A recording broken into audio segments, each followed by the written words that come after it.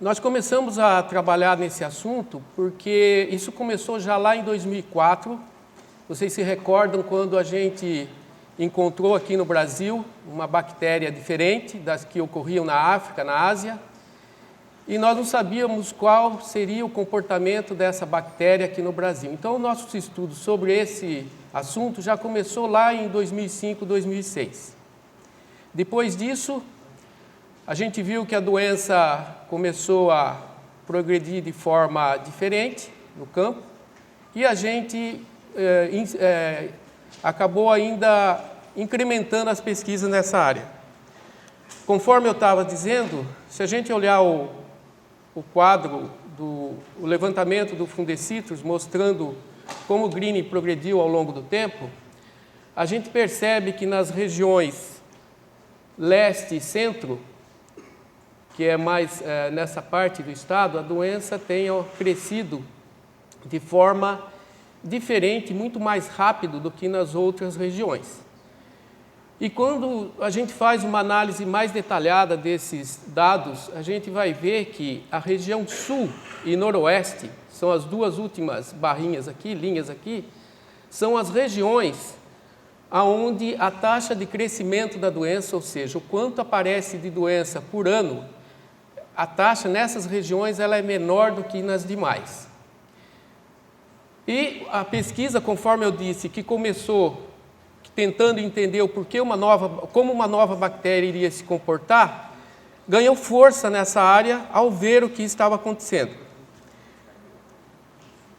Bom, quais seriam as causas de uma doença, nesse caso, aumentar mais numa região que outra? Várias podem ser as causas, vocês podem citar várias aí com vocês. Eu apenas listei algumas aqui. Primeiro, a quantidade de inóculo.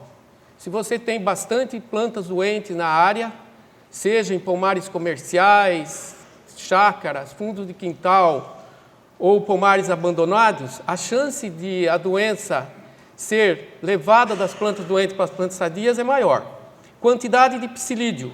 Quanto mais psilídeo, mais chance de disseminação da bactéria. Proximidade entre propriedades. Quanto mais próximo, mais fácil a bactéria tem de se mover de uma plantação a outra. Rigor na adoção das práticas de manejo. Também, clima.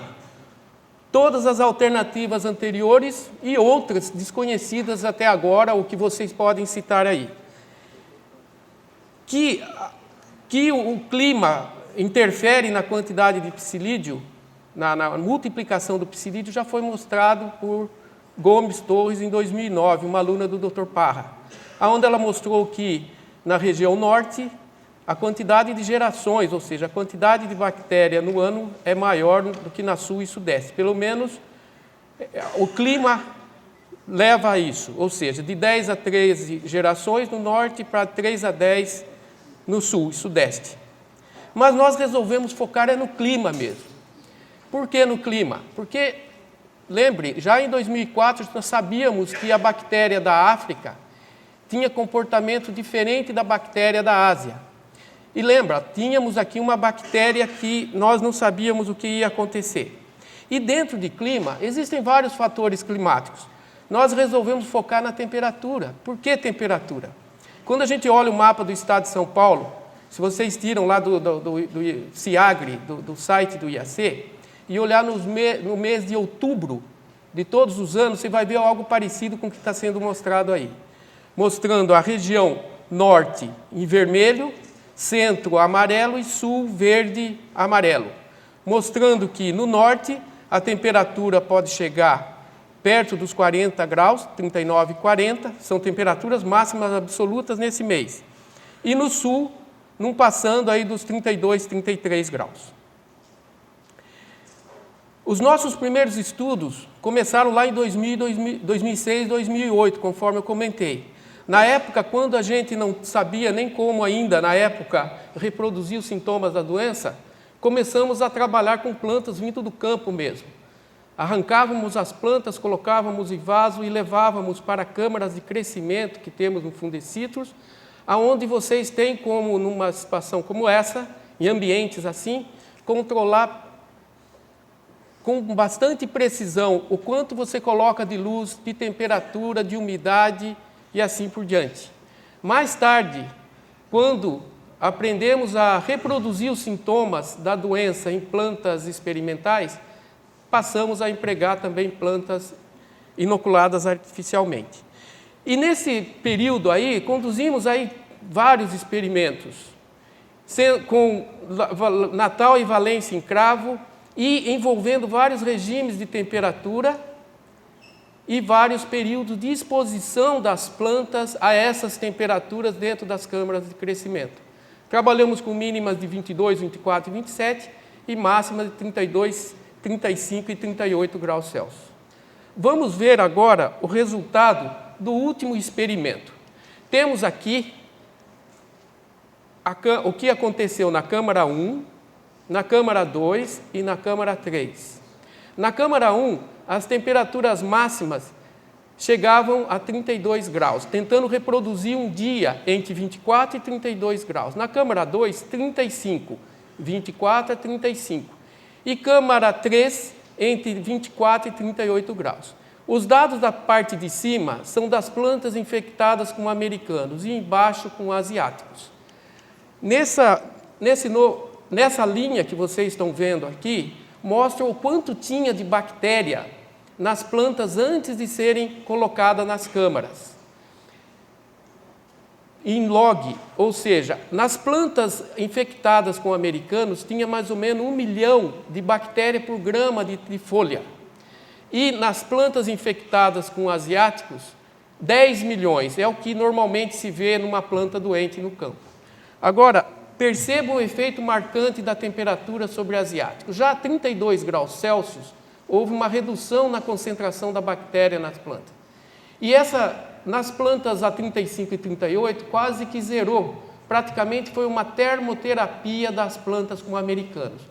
Mas o que aconteceu com o asiático?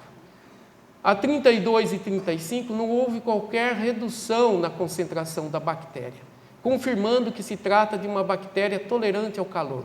No entanto, a 38 graus já houve uma redução e a gente queria da população, da concentração, e a gente se perguntou, será que essa redução, 38 graus, comum no verão do norte, tem algum efeito epidemiológico? Só que para responder isso, a gente tinha que continuar a pesquisa, porque esse estudo, todas essas concentrações, a gente trabalhou basicamente com folhas maduras. Então, a pesquisa moveu agora, no período de 11 e 12, com brotos. Trabalhamos com brotos, trabalhamos com o inseto, estudamos a concentração da bactéria nos brotos e o quanto isso influenciava na aquisição da bactéria pelo inseto. Continuamos trabalhando com câmara de crescimento. E aqui estão os 3 períodos, os 3 regimes de temperatura que nós trabalhamos. Numa câmara, a temperatura oscilava entre 24 e 38 graus, a mais quente, sendo 12 horas a 24, 3 horas para subir, 6 a 38 e 3 para descer. 18 a 30 na segunda câmara e 12 a 24 graus na terceira. Então, aqui nós procuramos colocar 3 situações distintas de temperatura. E o que aconteceu foi isso. Na câmara mais fria e na câmara intermediária, a porcentagem de bactéria nos brotos, ou seja, a quantidade, a porcentagem de brotos que tinha a bactéria não modificou muito. Mas na câmara de 24 a 38 graus, a quantidade de brotos com a bactéria já caiu para 64%. Quando a gente foi analisar a concentração de bactéria no broto, a gente notou também uma queda de 1 milhão para 1.000 apenas bactéria no broto, na média, na temperatura mais quente. E quando a gente contou a quanto psilídeo tinha bactéria, a gente chegou nesses números. 52% para aqueles que sugaram brotos que ficaram na temperatura mais baixa, 28% dos psilídeos tinham a bactéria quando eles sugaram nos brotos que ficaram na temperatura de 18 a 30 e apenas 2% dos insetos tinha bactéria. Ou seja, concluindo, a gente verificou que temperaturas altas reduzia a quantidade de broto com bactéria, diminuía a quantidade de bactéria no broto e diminuía a quantidade de insetos que conseguiam adquirir a bactéria. E a gente imaginou, bom, isso pode estar tendo algum efeito epidemiológico no campo e que explica aquelas diferentes taxas de crescimento da doença. Mas a gente não se deu por vencido. Tudo isso é experimento em câmaras de crescimento. Embora muito úteis em fazer pesquisa, ele não reflete o que ocorre no campo porque você isola os fatores. A gente controlou só a temperatura ali. Então, resolvemos ir para o campo. E nesse estudo de campo, a gente selecionou 3 regiões: Comendador Gomes, Frutal, no sul do Triângulo Mineiro, e Analândia, no centro do estado de São Paulo. Regiões de climas distintos. 4 a 6 plantas por região, de valência em swing 7 a 11 anos. Quando nós calculamos a porcentagem de sintomas na copa, variava de 3 a 23. E para evitar que as plantas permanecessem no campo servindo de fonte de inóculo, nós engaiolamos ela em estrutura de 3x3x3 com tela antiafídica. O objetivo desse trabalho, então, foi aquele que comentei, foi confirmar ou não o experimento das câmaras de crescimento, numa situação real, mais real, e verificar possível influência de outros fatores climáticos, não só aqueles que a gente estudou nas câmaras, ou seja, não só a temperatura. Será que haveria algum outro fator além da temperatura? Como a gente fazia? A cada 2 meses, mais ou menos, a gente selecionou um daqueles ramos que tinha sintomas, a gente podava ou desfolhava o broto, coletava esse broto, colocava em recipientes com água e trazia para o laboratório do Fundecitrus, aonde a gente aprisionava 5 insetos em cada broto disso aqui. A gente pegava 4 brotos de cada planta, totalizando 24 brotos por época, por local, e levava para o Fundecitrus. E lá aprisionava o inseto. Aqui nós temos uma foto do broto dentro do tubo, com o inseto sugando aqui. E foram, então, 5 insetos por broto. Os insetos ficavam por 2 dias ali se alimentando no brotinho. E brotos e insetos eram analisados para saber quanto que tinha de bactéria neles. E, ao todo, foram mais de 2.000 amostras analisadas. Porque, é bom frisar, por que esse trabalho tinha que ser feito dessa forma? A gente não poderia aprisionar o inseto no campo, porque aí teríamos um fator região afetando o próprio comportamento do inseto. Esse foi um artifício que nós usamos, o método de Amar, modificado por um dos alunos lá de Jaboticabal, que permitiu que a gente usasse essa técnica. Além disso, a gente colocou numa casinha certinha, bem apropriada para isso, um registrador de temperatura, mostrado aqui na foto, aonde a cada hora ele dava a média, registrava a média de temperatura do ar e umidade relativa. E chuva, a gente pegou na sede da fazenda o quanto que chovia todo dia. Os dados de clima, depois, imagine o volume de dados que conseguimos. Nós fizemos a soma dos últimos 7, últimos 15 ou últimos 30 dias antes da coleta do broto. Ou seja, calculava os dados de clima e chuva nesse período anterior à coleta, porque nós queríamos saber o que aconteceu antes da coleta que afetou o broto, ou a bactéria no broto. E depois, todos esses dados submetemos a análises apropriadas. Aqui estão os resultados. Temos aqui a média geral por região, por todas as épocas, em torno de 7 a 8 datas. Aqui a média geral. Mostra que aqui em Analândia, de novo, nós tivemos menor concentração de bactéria, ou melhor, maior concentração de bactéria nos brotos das plantas engaioladas em Analândia. Em Frutal, foi menor, 1,7, mas não diferiu estatisticamente de Analândia. E em Comendador foi menor ainda a concentração da bactéria nos brotos das plantas. que foi diferente estatisticamente de Comendador Gomes. Quando a gente analisa a porcentagem média de brotos, a gente observa a mesma tendência. 49% para a Analândia, 49% dos brotos tinham a bactéria, 42% dos brotos de frutal tinha a bactéria e apenas 27% em Comendador Gomes. Quando a gente olha a porcentagem de psilídeos que conseguiram adquirir a bactéria daqueles brotos de cima, 17,6% para a Analândia, 10% para a frutal e 5% para Comendador Gomes. E quando a gente viu o quanto tinha de bactéria dentro do psilídeo, a gente viu que apenas 0,5% de, ou melhor, 0,5 log da bactéria nos insetos que sugaram em brotos de Analândia, contra 0,3 de frutal, contra 0,1 de Comendador Gomes. O que esses dados mostram é mais ou menos aquilo que a gente tinha observado em câmara de crescimento, ou seja, nas regiões mais quentes, uma tendência de ter menos broto com a bactéria, menos bactéria no broto e menos insetos capazes de adquirir a bactéria daqueles brotos. Mas notem que não houve diferença entre essas duas regiões, e nem frutal e Analândia, estatisticamente falando, mas houve entre Comendador e Analândia.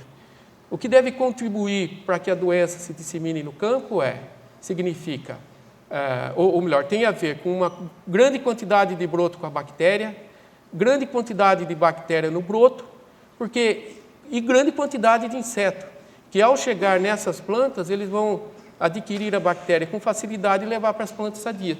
Mas não é o que acontece lá mais ao norte, menos um pouco mais descendo lá, e a situação é mais difícil aqui em Analândia, onde a doença dissemina mais rapidamente.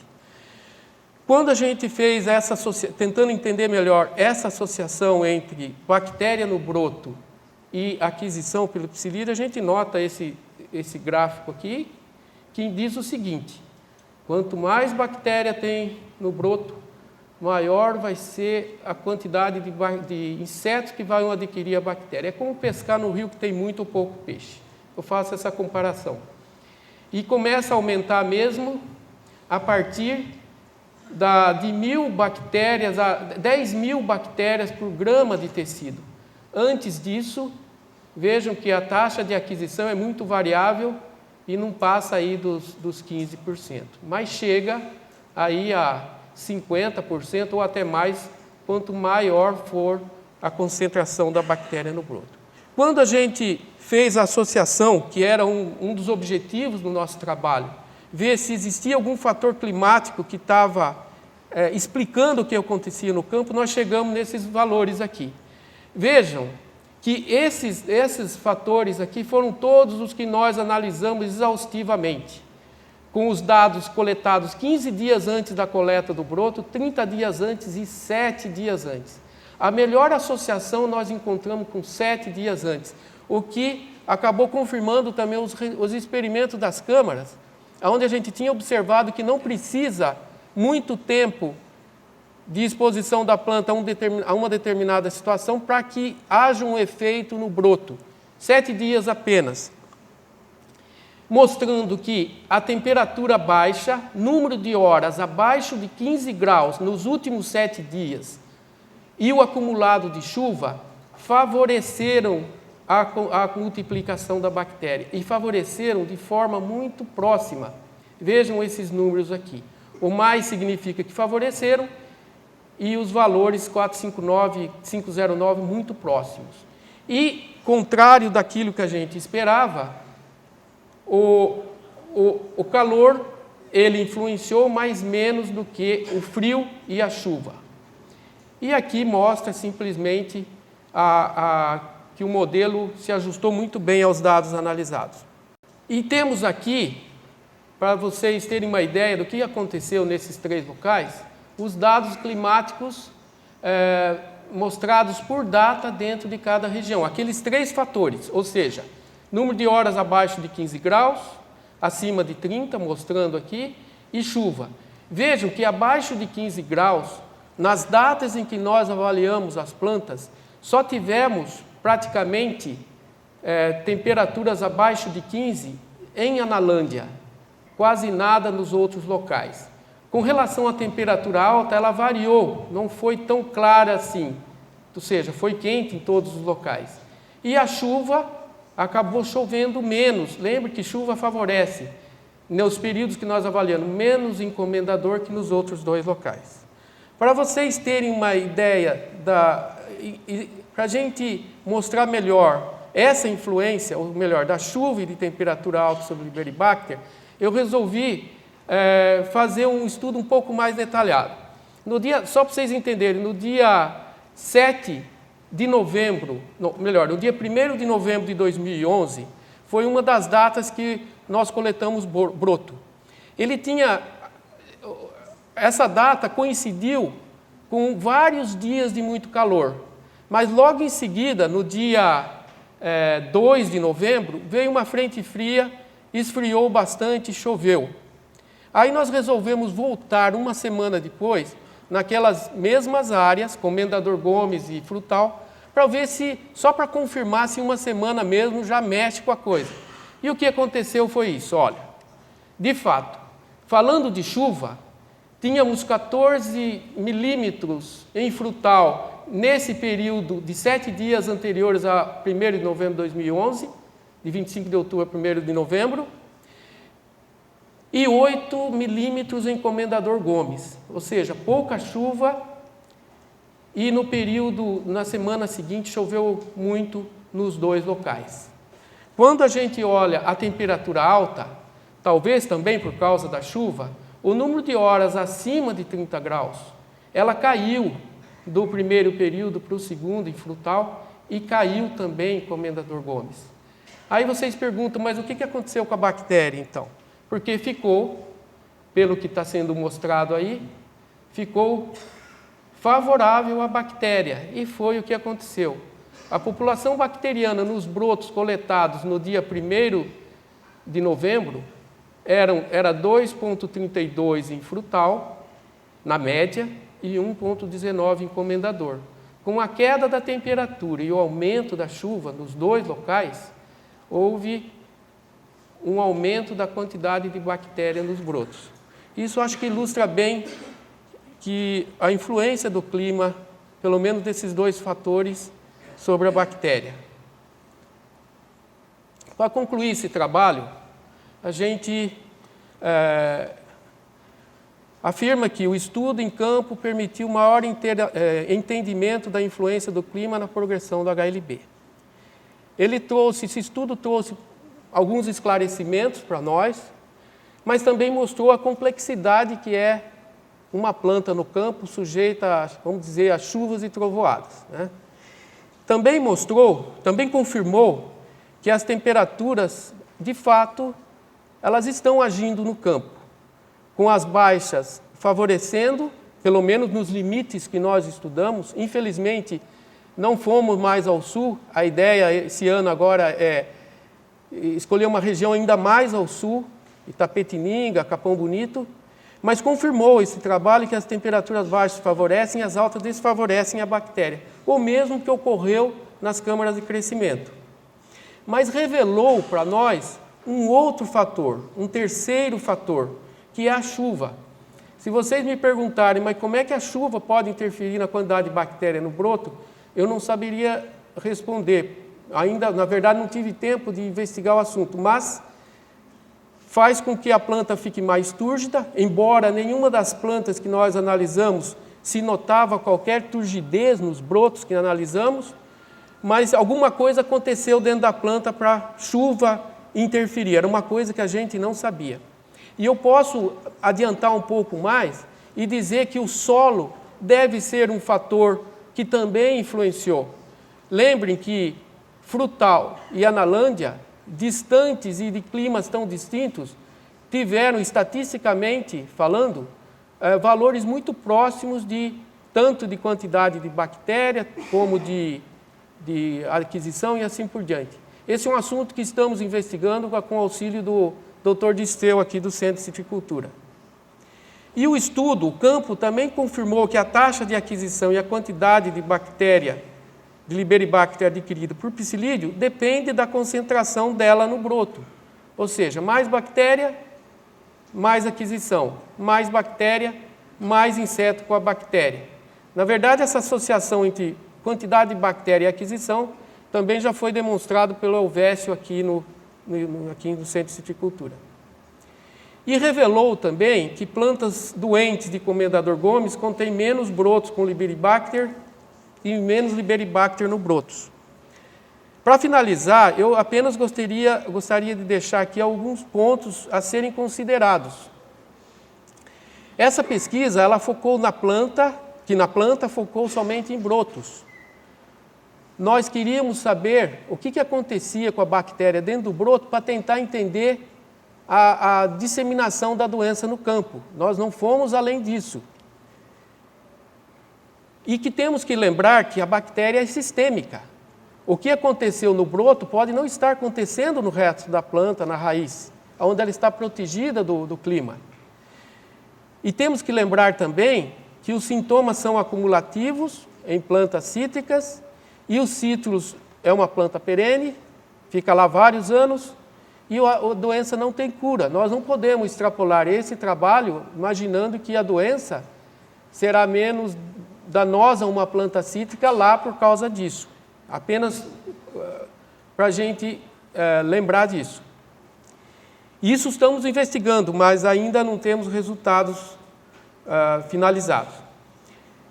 E que a influência do clima sobre a bactéria e sobre sua aquisição, ela foi quantitativa, não foi qualitativa. Ou seja, notamos sim uma redução na quantidade de bactéria e aquisição, mas ela foi apenas diminuída, tanto em porcentagem quanto em quantidade.